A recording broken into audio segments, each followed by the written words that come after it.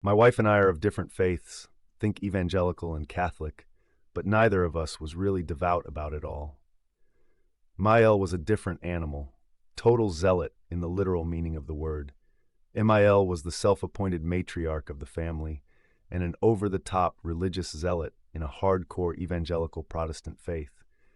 I went once with my then fiancée, and they had folks in the congregation stand up and confess their sins to the whole congregation, and one guy's sins were that his wife liked sex, and the elders told him she was wanton, and so he decided to divorce her over it.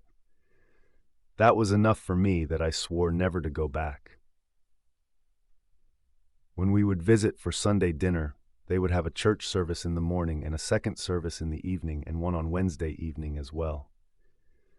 The first time we stayed the weekend, it was, "When are you going to get ready for church?" And I said, "No thank you. I am not of your faith, but have a good service yourselves." She basically took the stance that since I was in her house under her roof, I was basically required to attend with the family. Some back and forth, and she would not budge. I was getting pressure from my now wife as well with the usual "just keep the peace" BS. I then was hit with the perfect solution. Inspired from on high, perhaps? I basically told Mael that I absolutely agreed with her position, and it was entirely correct and proper to insist on my being subject to her demands when staying in her home. But, because it was so correct and proper now in the future when she came to visit us in my home, all of us would attend my church of my faith, which to this hyper-evangelical Protestant zealot probably made her knickers crawl up her ample derriere even at the mere thought. She sputtered and deflected, and I said, "No, I demand you agree in front of your family and God that you will be attending my church when you come visit us." As we had the only grandkids, she couldn't just refuse to ever come over.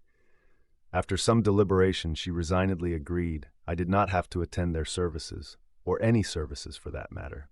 Years later, I got a grudging kudos from the feel that I had been the only sile to ever stand up to her.